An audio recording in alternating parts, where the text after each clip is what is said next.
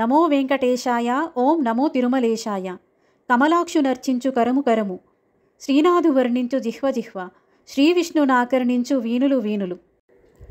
అందరికీ నమస్కారం. తిరుమల అద్భుతాలలో భాగంగా గత వీడియోలో మనం తిరుమల శ్రీవారి సుప్రభాత సేవను గురించి తెలుసుకున్నాం. ఇప్పుడు ఆనంద నిలయంలో కొలువై పంచబేరాలుగా పేర్గాంచిన శ్రీనివాసుని 5 దివ్యమంగళ స్వరూపాల గురించి తెలుసుకుందాం. మనలో చాలామంది చాలాసార్లు తిరుమల తిరుపతి దర్శించినా కూడా చాలామందికి తెలియని విషయం ఏమిటంటే, స్వామివారు ఇక్కడ 5 రూపాలుగా పూజింపబడతారు. వీటినే పంచబేరాలుగా పిలుస్తారు. బేరం అనగా విగ్రహం అని అర్థం. ఈ పంచబేరాలు వరుసగా ధ్రువబేరం అనగా మూల విరాట్, కౌతుక బేరం అనగా భోగ శ్రీనివాస స్వామి, స్వపన బేరం అనగా ఉగ్ర శ్రీనివాస స్వామి, ఉత్సవ బేరం అనగా శ్రీ మలయప్ప స్వామి, బలిబేరం అనగా శ్రీ కొలువు శ్రీనివాస స్వామి. ఈ పంచబేరాల గురించి సవివరంగా తెలుసుకుందాం. ముందుగా ధ్రువబేరం అనగా మూల విరాట్. ఇది తిరుమలలోని ప్రధాన విగ్రహం. ఇది ఎల్లప్పుడూ గర్భాలయంలో ఉంటుంది. బేరం అంటే విగ్రహం, ధ్రువ అంటే స్థిరంగా ఉండడం అని అర్థం. సుమారు 1000 ఏళ్ల క్రితం చరిత్రకు అందనట్టి ప్రాచీన కాలం నుండి తిరుమల శిఖరంపై విరాజిల్లుతున్న ఈ ప్రతిమ శివుడిదా లేదా అమ్మవారిదా లేదా విష్ణువుదా అనే వివాదం నెలకొన్నది. ఆ సమయంలో శ్రీమద్ రామానుజుల వారు బంగారు శంకుచక్రాలను తయారు చేయించి వాటిని తన భక్తి తత్పరతో స్వామివారి ఉభయహస్తాలలో ధరింపచేసి ఈ ప్రతిమ శ్రీ మహావిష్ణువు కలియుగావతారమైన శ్రీ వెంకటేశ్వరునిదేనని నిర్ద్వంద్వంగా తర్కపూరితంగా నిరూపించారు. స్వామివారు కుడి వరద హస్తంతో అంటే వరాలనిచ్చే హస్తంగా, ఎడమ కటిహస్తం అంటే నడుము భాగంలో చేర్చబడిన చేయితో దర్శనమిస్తారు. స్వామివారి పాదపద్మాలు పద్మపీఠంపై విరాజిల్లుతాయి. సూర్యకఠారి లేదా నందకం అని పిలువబడే ఖడ్గాన్ని నడుము కింది భాగం నుండి ధరించి ఉంటారు. స్వామివారిని గురించి ఇలా వర్ణిస్తూ ఉన్నప్పుడే మనసు ఆనందంతో నిండిపోతుంది. అటువంటి స్వామిని కన్నులారా వీక్షించినట్లయితే, దర్శించినట్లయితే మన జన్మ ఎంతో ధన్యమవుతుంది కదా. రెండవ బేరం మూల విరాట్టుకు ఎడమవైపున ఉన్న బేరం భోగ శ్రీనివాస స్వామి. సుమారు 1.5 అడుగుల ఎత్తుతో ముగ్ధమనోహరంగా ఉండే ఈ మూర్తిని కౌతుక బేరం లేదా పురుష బేరం అని కూడా వ్యవహరిస్తారు. ఈ స్వామికే మనువాల పెరుమాల్ అనే మరో నామధేయం కూడా ఉంది. మనవాళన్ అనే తమిళ పదానికి పెండ్లి కొడుకు అని అర్థం. నిత్య పెండ్లి కొడుకులా నిత్యము పట్టుపానుపుపై శయనించి భోగభాగ్యాలను పొందుతూ ఈ స్వామి సార్థక నామధేయుడయ్యాడు. ఈ దేవత మూల విరాట్ కలిగి ఉన్న అన్ని భోగ ప్రాపంచిక సుఖాలను అనుభవిస్తుంది కాబట్టి దీనిని భోగ శ్రీనివాసుడు అని పిలుస్తారు. ఈ స్వామి ప్రతి రాత్రి బంగారు మంచంలో నిద్రించి తోమాల సేవలో భాగంగా రోజుకు 2 సార్లు అభిషేకాలను, ప్రతి బుధవారం సహస్ర కలశాభిషేకాన్ని కూడా అందుకుంటారు.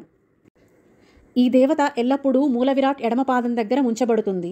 ఎల్లప్పుడూ పవిత్ర సంబంధ క్రూచ ద్వారా ప్రధాన దేవతతో అనుసంధానం చేయబడి ఉంటుంది. ఈ మూర్తి ఎల్లప్పుడూ భక్తుల వైపు 45 డిగ్రీల కోణంలో ఉంటారు. ఎందుకంటే ఈ మూర్తి ప్రయోగించడానికి సిద్ధంగా ఉన్న చక్రాన్ని పట్టుకొని ఉంటారు. వెండితో తయారు చేయబడిన ఈ మూర్తిని పల్లవరాణి అయిన సమవై పెరిందేవి సామాన్య శకం 614లో ఆలయానికి సమర్పించినట్లుగా తెలుస్తున్నది. మూడవ బేరం స్వపన బేరం శ్రీ ఉగ్ర శ్రీనివాస స్వామి. ఈయన శ్రీ వెంకటేశ్వర స్వామి యొక్క కోపభాగాన్ని సూచిస్తారు. ఈ శ్రీనివాసున్నే ఉత్సవ శ్రీనివాసుడుగా కూడా పిలిచేవారు. ఈ మూర్తిని అచ్యుత బేరం మరియు స్వపనమూర్తిగా కూడా పిలుస్తారు. స్వపనం అంటే పరిశుద్ధం చేయుట లేదా శుద్ధి చేయుట అని అర్థం.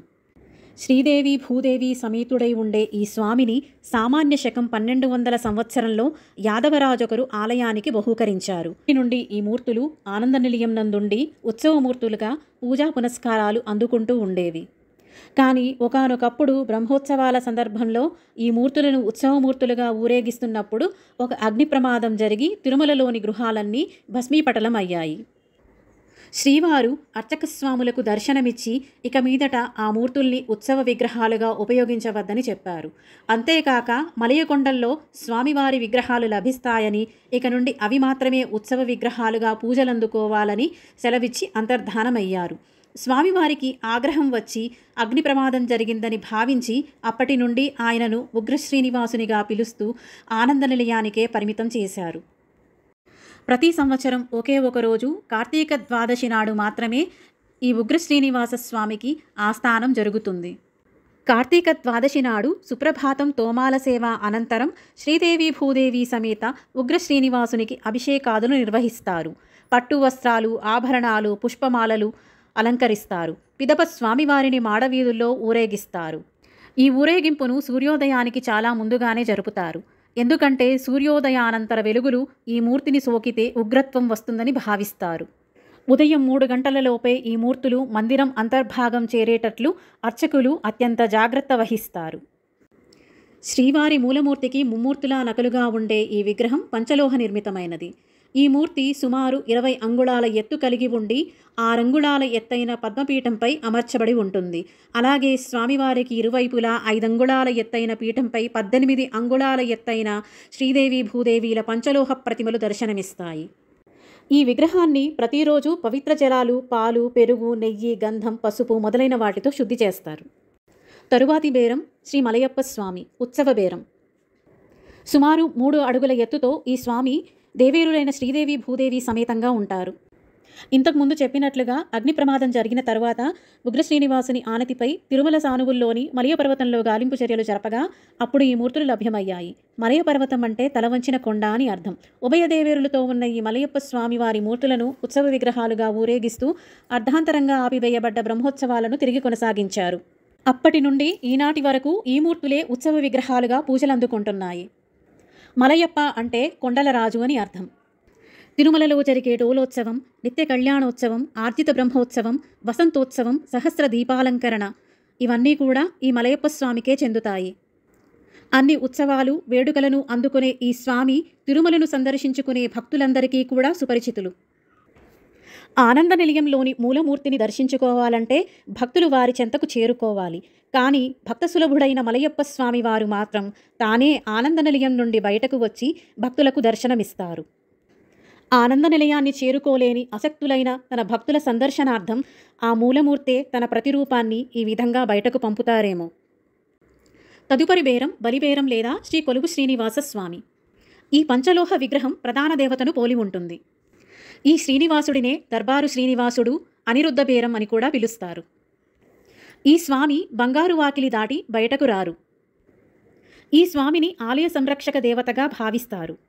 ఆయన ఆలయ ఆర్థిక వ్యవహారాలన్నింటినీ కూడా పర్యవేక్షిస్తారు.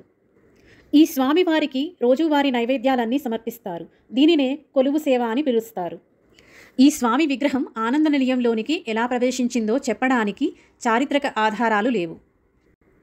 ప్రతిరోజు తోమాల సేవ అనంతరం దర్బారు సేవ నిర్వహిస్తారు. అంటే ఆ రోజు తిథి, వార, నక్షత్రాలు, ముందు రోజు ఆదాయం ఎంత వచ్చింది ఆ లెక్కలన్నీ కూడా స్వామివారికి చెబుతారు. నిత్యాన్నదాన పథకానికి వచ్చిన విరాళాలు, హుండీ ఆదాయం, ఆర్జిత సేవల వల్ల, ప్రసాద విక్రయాల వల్ల వచ్చిన ఆదాయం, వెండి, రాగి, బంగారం, కానుకల రూపాన వచ్చిన ఆదాయం ఇదంతా స్వామికి లెక్కకట్టి వివరిస్తారు.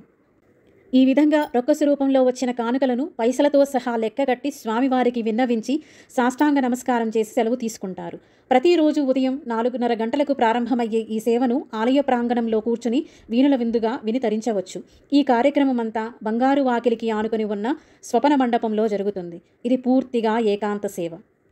ఈ పంచబేరాలే కాకుండా ఆనంద నిలయంలో ఇతర పరిదేవతలు కూడా ఉంటారు. ఆంజనేయ లక్ష్మణ సీతా సమేత శ్రీరాముడు, రుక్మిణీ సమేత శ్రీకృష్ణుడు, సుదర్శన చక్రం, సేనాని విశ్వక్సేనుడు, గరుత్మంతుడు మొదలైన వారు కూడా ఉంటారు. ఈ మూర్తుల గురించి వచ్చే వీడియోలలో సవివరంగా తెలుసుకుందాం.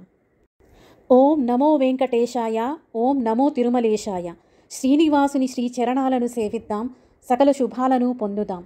ఆ స్వామిని మరొక మారు తలుచుకుంటూ అందరికీ సెలవు. ఈ వీడియో కనుక మీకు నచ్చినట్లయితే please like, share and subscribe. Thanks for watching.